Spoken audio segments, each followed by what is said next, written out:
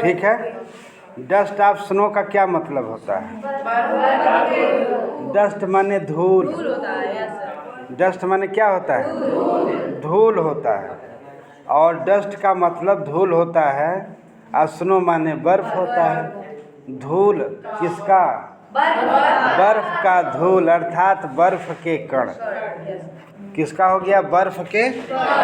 और बर्फ के जो कण हो गया, इसको लिखा है रॉबर्ट फ्रॉस्ट ने। यानी this poem has been written by Robert Frost, है ना। The poet describes about the dust of the snow. It was a very natural poet. It is very natural poet है, बहुत ही प्राकृतिक कविता है। और the poet explain, poet explain करता है a very short poem and this poem effect on the great power of nature. यानी बहुत बड़े पावर जो होती है, प्रकृति की जो शक्ति होती है, उस पर प्रभाव पड़ता है। उसके बारे में he describes about in this poem A poet was who effect on this event. जो इस घटना पर से उसे क्या करता है? उसे प्रभावित करती है। क्या करती है? प्रभावित करती है घटना पे। और इस घटना को प्रभावित करने के नाते वह इसे इसके बारे में बताता है। ठीक है। तो इस घटना के बारे में वो बात कर रहा है। रॉबर्ट ली फ्रॉस्ट है ये। क्या है? रॉबर्ट ली फ्रॉस्ट। और मार्च 26 1874 जनवरी एंड 29 1963 अर्थात 26 मार्च 1874 को पैदा हुआ था और 29 जनवरी 1963 को डाइड हो गए थे, मर गए थे। Was an American poet. यह कैसे थे? एक अमेरिका के कवि थे। His work was incidentally published in England.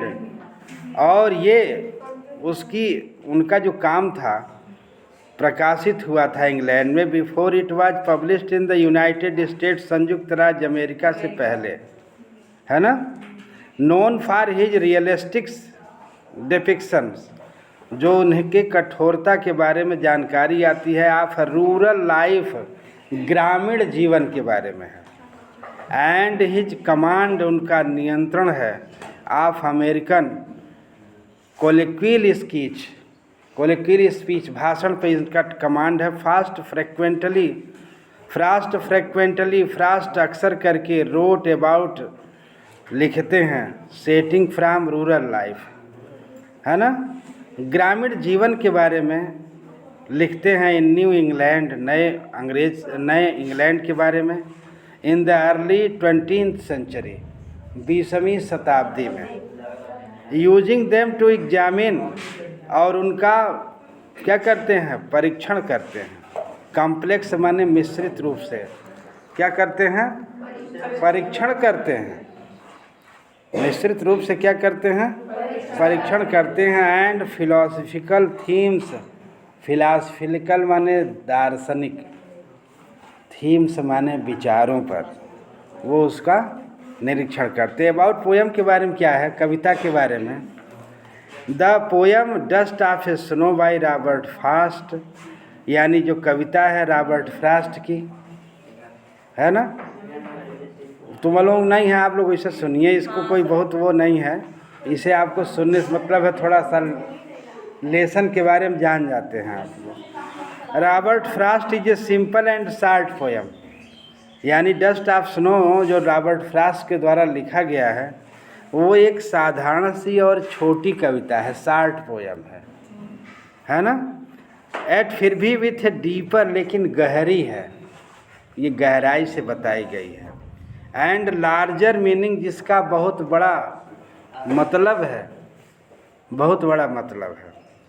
The poet explain, कवि वर्णन करता है कि हाउ एन एक्ट एज पेटी, कैसे एक कार्य होता है। पेटी एज एक्सपीरियंसिंग स्नो, जो बर्फ़ का अनुभव लोग करते हैं। ऑन वंस बॉडी, एक व्यक्ति अपने शरीर पर कैसे बर्फ़ का अनुभव करता है। Can brighten one's day up, जिसे वो उसे क्या करता है, चमका देता है, ब्राइटन कर देता है। The message of the poem, इस कविता का संदेश है, is put into the words, जो शब्दों को रखा गया है बाय रॉबर्ट फ्रॉस्ट के द्वारा।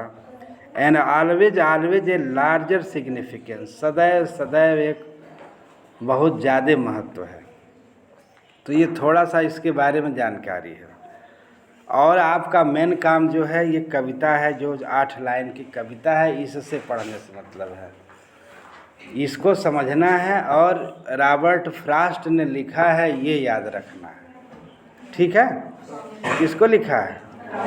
रॉबर्ट फ्रॉस्ट ने लिखा है। तो इसमें लिखा है कि द वे ए क्रो, वे माने एक तरीका है, वे माने तरीका, वे माने द वे ए क्रो, यानी जो तरीका है, the way of A crow, एक तरीके से सुक डाउन ऑन मी, सुक माने हिला देता है, डाउन माने हिला देता है, ऑन मी माने मेरे ऊपर हिला देता है। यानी कभी जब किसी मार्ग में जा रहा था, किसी रास्ते पर जा रहा था, the way A crow, the way माने एक रास्ते में एक कौवा, सुक डाउन जो हिला देता है, ऑन मी मेरे ऊपर जा रहा है, यानी कभी जा रहा है। कौन जा रहा है? कभी जा रहा है रास्ते में। और एक कौवा सुक down on me the dust of snow, कौवा जो होता है धतूरे के पेड़ पर बैठा है। हेमलॉक ट्री माने क्या होता है? धतूर का पेड़। हेमलॉक ट्री का मतलब धतूर का पेड़। अब वो कौवा कहाँ बैठा है? धतूर के पेड़ पर बैठा है। किसके पेड़ पर? धतूर के पेड़ पर बैठा है। और वो बैठा है, कभी उसी के नीचे से गुजर रहा है। कभी किसके नीचे से? धतूरे के पेड़ से नीचे से गुजरा तो सूक डाउन कर दिया, हिला दिया, मेरे ऊपर हिला दिया। द डस्ट ऑफ स्नो, धूल के कणों को, यानी बर्फ़ के कणों को उसने मेरे ऊपर हिला दिया। किससे? हेमलॉक पेड़ पर से मेरे ऊपर जब हिला दिया, तो जब वो बर्फ़ मेरे ऊपर क्या हुआ? गिर गया। और कभी किस अवस्था में जा रहा था? दुखी अवस्था में। यानी the poet was going in A Moody of sad, Moody sad में जा रहा था, सैडनेस एक्सप्रेशन में जा रहा था, दुखी भाव में जा रहा था, है ना? कौन जा रहा था? कवि। कवि दुखी भाव में जा रहा था।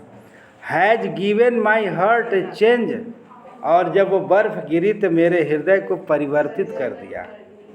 मूड माने दिमाग को परिवर्तित कर दिया, विचार को परिवर्तित कर दिया। अब जब मेरा विचार परिवर्तित कर दिया तो क्या हुआ? And save the some part of a day, मेरे दिन का एक भाग बचा लिया, मेरे दिन का एक भाग बचा लिया। आई हैड रूइड, जो मेरा बर्बाद हो रहा था, जो मेरा समय बर्बाद हो रहा था दुखी अवस्था में, उस अवस्था से मेरे दिन का एक भाग को उस कौवे ने बचा लिया। क्यों? क्योंकि ठंडी ठंडी बर्फ़ उसके शरीर पर गिर गई, सर पर गिर गई, तो उसे ठंडा महसूस हुआ। जो दुखी था उससे क्या हुआ? सुखी हो गया। क्या हो गया? उससे क्या हो गया? सुखी हो गया।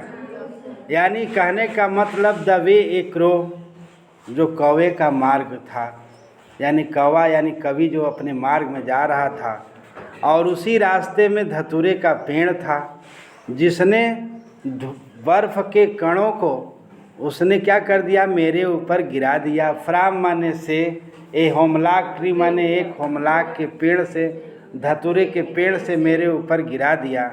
हैज़ गिवन माई हार्ट, जिसने मेरे हृदय को चेंज कर दिया, मेरे हृदय को चेंज कर दिया, और मेरे दिमाग को परिवर्तित कर दिया। मेरे दिमाग को और हृदय को परिवर्तित किया, मेरे मन को परिवर्तित कर दिया, है ना? जब मेरा मन परिवर्तित कर दिया तो and saved some part of a day, और मेरे दिन का कुछ हिस्सा बर्बाद होने से बच गया।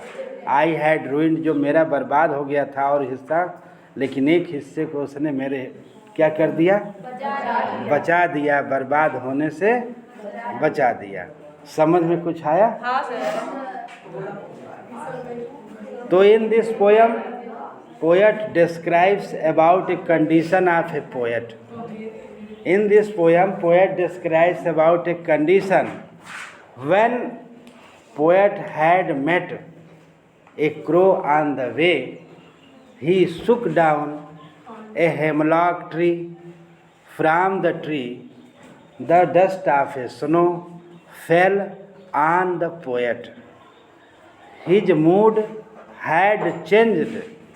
His mood had changed, so that his heart had become changed, and his mind had become changed.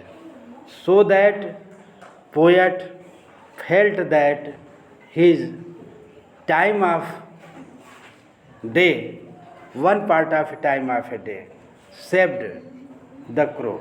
कौवे ने उसके दिन को, एक दिन के भाग को क्या किया, बचा दिया। फ्रॉम रूइंड, बर्बाद होने से बचा दिया। समझ में आया? इस तरह से आपको बोलना है, इस तरह से कहना है।